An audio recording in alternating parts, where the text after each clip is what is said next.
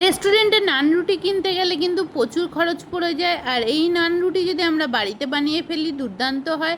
তো চলুন আজকের এই তুলতুলে নান রুটির রেসিপিটা আমি কিভাবে বানাই সেটাই কিন্তু স্টেপ বাই স্টেপ দেখতে থাকুন। আমার চ্যানেলে আমি প্রিয়াঙ্কা আরও একটা রেসিপিতে স্বাগত জানাই। এই দুর্দান্ত স্বাদের কিন্তু এই নান রুটি খুব কম সময়ে খুব কম খরচে কিন্তু রেডি হয়ে যায়। তা আমি প্রথমে জল গরম করে নিয়েছি একটা বাটিতে, দুটো বাটিতে কিন্তু জল ঢেলে নিচ্ছি। এটা কিন্তু একদম কুসুম গরম জল। তারপরে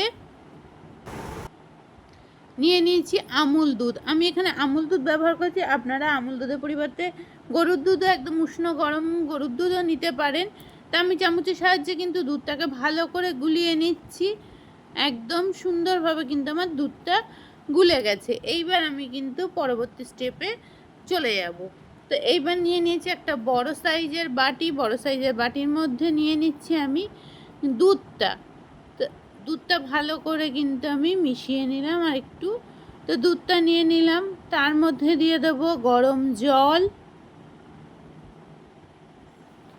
চিনির গুঁড়ো, আপনারা এখানে গোটা চিনিও নিতে পারেন, আমি গুঁড়ো চিনি নিয়েছি, ইস্ট বড় চামচের 1 চামচ ইস্ট। সমস্ত উপকরণগুলো খুব ভালো করে আমি কিন্তু চামচের সাহায্যে মিশিয়ে নিচ্ছি। যত সুন্দর করে এই মিশ্রণটা রেডি করা হবে রুটিগুলো কিন্তু ততটাই নরম তুলতুলে হবে। তো এই যে আমি রেডি করে রেখে দিলাম। এখন এর মধ্যে দিয়ে দিচ্ছি বেশ কিছুটা রিফাইন অয়েল। রিফাইন অয়েলটা কিন্তু আমি দিয়ে দিচ্ছি, পুরোটা একবারে দেব না। এখানে বেশ কিছুটা আমি রিফাইন অয়েল দিয়ে দিলাম, প্রায় বড় চামচের 3 চামচ মতো দিয়ে আবারও ভালো করে মিশিয়ে নিলাম। এবার রেসিপিটা ময়দা দিয়ে করব বলে ময়দা নিয়ে নিচ্ছি। মেজারমেন্ট কাপের ময়দা নিয়ে নিলাম আমি। এখানে প্রথমে 2 কাপ নিয়েছি।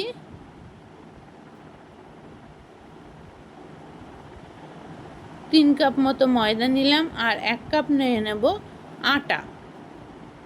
আটাটা দিলে কিন্তু রুটিটা খুবই নরম হবে, না হলে কিন্তু একটু শক্ত হয়ে যাওয়ার প্রবণতা থাকে, তাই কিন্তু 1 কাপের একটুখানি দিলাম। এবার পরিমাণ মতো নুন দিয়ে দিচ্ছি, দিয়ে প্রথমে ভালো করে কিন্তু আমি হাতের সাহায্যে ময়দা আর আটাটাকে মিশিয়ে নিচ্ছি।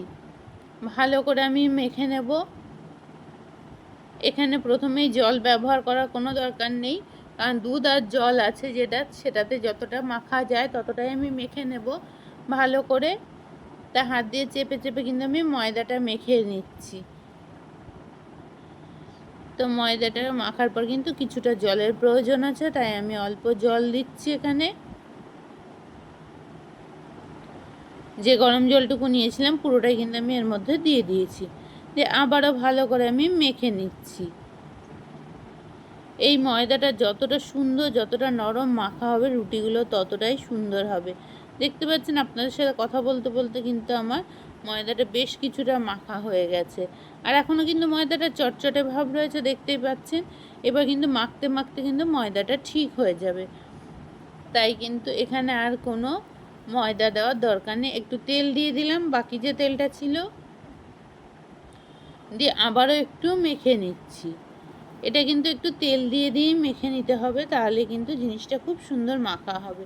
তা আমার কিন্তু ময়দাটা মাখা হয়ে গেছে খুব ভালো করে। হাতের থেকেও দেখতে পাচ্ছেন পুরো ময়দাটা কিন্তু ছেড়ে গেছে।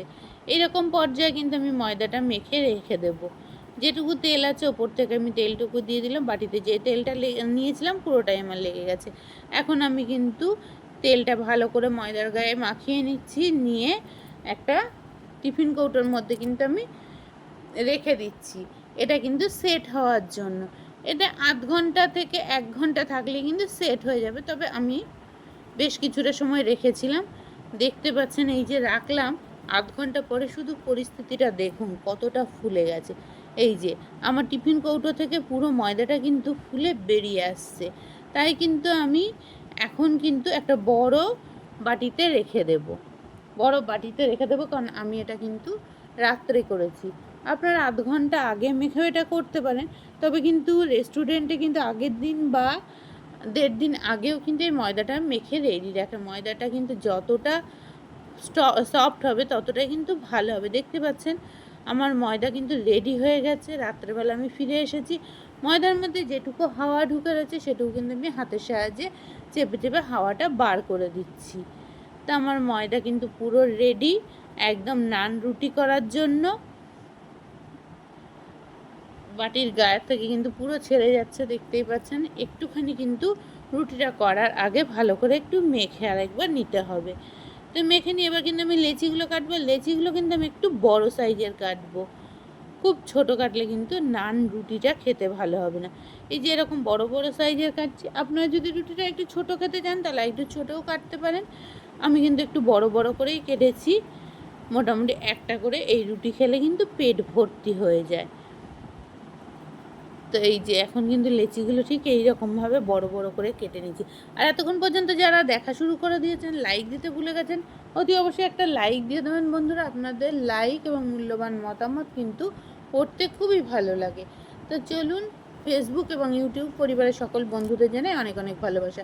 এই যে লেচিটা কেটে নিয়ে কিন্তু আমি আবারও একটুখানি রেস্টে রেখে দেবো 10 মিনিটের জন্য। তাহলে কিন্তু রুটিটা যখন আমি বেলবো তখন কিন্তু রুটিটা একদম সুন্দরভাবে বেলা হয়ে যাবে। নাহলে অনেক সময় কিন্তু রুটিটা বেলার পরে ছোট হয়ে যায়। তো দেখতে পাচ্ছেন আমার রুটিটা কিন্তু খুব সুন্দরভাবে কিন্তু বেলা হয়ে যাচ্ছে। আমি একটু ঘুরিয়ে ঘুরিয়ে কিন্তু রুটিটা বেলে নিচ্ছি।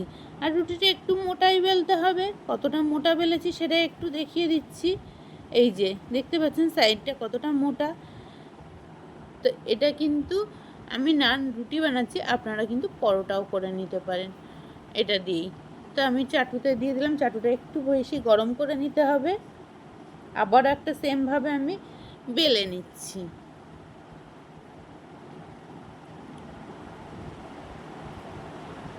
যারা ইউটিউব থেকে দেখছেন তারা সাবস্ক্রাইব করে আমার চ্যানেলের সাথে যুক্ত হয়ে যাবেন। পাশে থাকা বেল আইকনটা ক্লিক করে দিতে পারেন। আর ফেসবুক থেকে দেখলে ফলো করে আমার সাথে যুক্ত হয়ে যাবেন। রুটিটা কিন্তু একটু সময় নিয়ে ভাজতে হবে, নাহলে ভেতরে ভেতরে কিন্তু কাঁচা থেকে যাবে, তখন কিন্তু খেতে একটুও ভালো লাগবে না। তাই কিন্তু আমি চেপে চেপে কিন্তু রুটিটা সেঁকে নিচ্ছিলাম। তবে আমি এটা কিন্তু হালকা ঘি ব্রাশ করে নেব। আপনারা কিন্তু এরকম পর্যায়েও খেতে পারেন। খুব সামান্য পরিমাণে আমি ঘি ব্রাশ করে নিয়েছি। তো এপিট এপিট করে আপনারা ঘিয়ের পরিবর্তে বাটারও ব্যবহার করতে পারেন, আবার শুধুও খেতে পারেন। আমার কিন্তু দুর্দান্ত স্বাদের এই নান রুটি রেডি হয়ে গেছে। তো খুব কম খরচে কম সময়ে কিন্তু বাড়িতে যদি আমরা এই নান রুটি বানিয়ে ফেলতে পারি, তাহলে হোটেল বা রেস্টুরেন্টে বেশি দাম দিয়ে খেতে যাব কিসের জন্য। তো চলুন, আমি কিন্তু বাড়িতেই বানিয়ে নিয়েছি আর সবাইকে কিন্তু আমি পরিবেশন করে দেব। খুবই নরম আর খুবই সুন্দর হয়েছে কিন্তু। এটা কিন্তু আপনারা যে কোনো জিনিসের সাথেই খেতে পারেন, আবার শুধুও কিন্তু রুটিটা খেতে বেশ ভালো লাগে। তা আর একটা কিন্তু আমি সেমভাবে ভেজে নিচ্ছি। তো এইভাবে কিন্তু রুটিগুলো ভাজলে কিন্তু দুর্দান্ত খেতে লাগে। আপনারা কিন্তু এখানে কিন্তু মাংসের সাথে বা আলুর দমের সাথে বা পনিরের একটা সুন্দর রেসিপির সাথে কিন্তু পরিবেশন করতে পারেন। তো বাড়িতে গেস্ট আসলে কিন্তু এইরকমভাবে আপনারা নান রুটি বানিয়ে দিতে পারেন। এতে কিন্তু প্রত্যেকেই খুব ভালোবেসে এই রুটিগুলো খেয়ে নেবে। এমনি রুটি দেওয়ার থেকে যদি এইভাবে রুটি তৈরি করে দেওয়া হয় তাহলে কিন্তু দুর্দান্ত লাগবে। আমাদের বাড়ির প্রত্যেকটা মেম্বারই কিন্তু এই রুটিগুলো খুবই ভালোভাবে খেয়েছিল আর খেতে কিন্তু খুবই টেস্ট হয়। এই যে আপনারা কিন্তু আবারও বলছি ঘিটা স্কিপ করেও যেতে পারেন। যেহেতু আমার বাড়িতে গেস্ট এসেছিলো তাই কিন্তু আমি একটু ঘি ব্রাশ করে নিয়েছিলাম। তো ঘি ব্রাশ করে কিন্তু দিয়ে দিচ্ছি। তা আমার এই তুলতুলে নরম নান রুটির রেসিপিটা আপনাদের কেমন লাগলো অবশ্যই কিন্তু কমেন্ট করতে ভুলবেন না। আপনাদের মূল্যবান কমেন্ট মতামত পড়তে কিন্তু খুবই ভালো লাগে। তো চলুন আরও একটা ভেজে দেখিয়ে দিচ্ছি। একটু খুন্তির সাহায্যে কিন্তু চেপে চেপে দিলে কিন্তু রুটিটা খুব সুন্দর ভাজা হয়ে যায়। তো চলুন, আজকের মতো রুটিটাও কিন্তু আমার কমপ্লিট।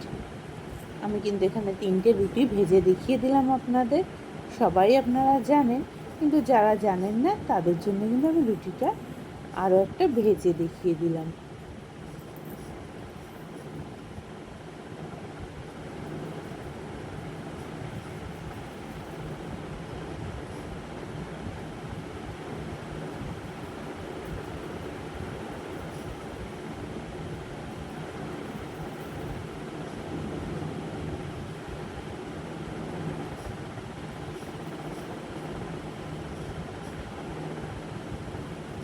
উল্টে পাল্টে রুটিটাকে ভেজে নিচ্ছি।